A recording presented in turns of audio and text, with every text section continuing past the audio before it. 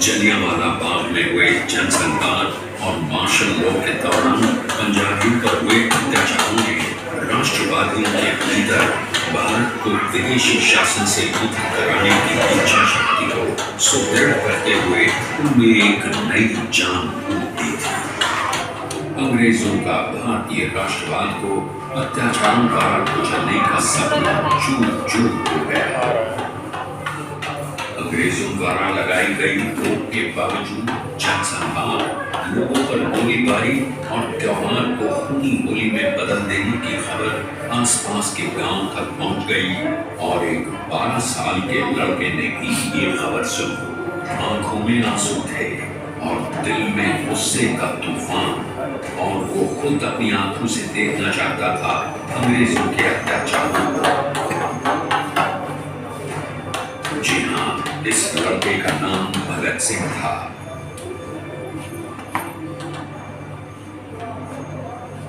वो लड़का जिसका चाचा अजीत सिंह अंग्रेज सरकार को पहले ही चुनौती दे रहा था।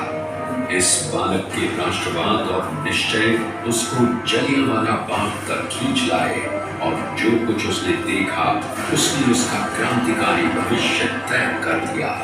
इसके साथ ही एक ऐसा क्रांतिकारी इस जनसंहार से पैदा हुआ जिससे अंग्रेज खौफ खाते रहे।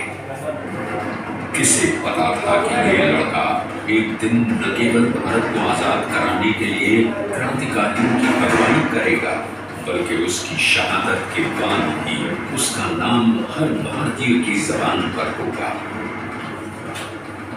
भगत सिंह ने शुरू में गणेश संघ विद्यार्थी के संग काम किया, पर जल्द ही वो हिंदुस्तान रिपब्लिकन आर्मी के और फिर हिंदुस्तान सोशलिस्ट रिपब्लिकन आर्मी के सिपाही बन गए। उनके वीरता भरे कारनामों में से दिल्ली की केंद्रीय विधानसभा में बटुकेश्वर दत्त के साथ धुएं के बम फेंकना प्रमुख है। वो वहां से भाग नहीं सकते थे, लेकिन उन्होंने क्रांतिकारी नारे लगाते हुए खुद को गिरफ्तार करा दिया। वो असली बम भी फेंक सकते थे और उन्होंने साबित किया कि वो कातिल नहीं है और वो सही थे कि इस धमाके की गूंज लंदन तक सुनाई पड़ी।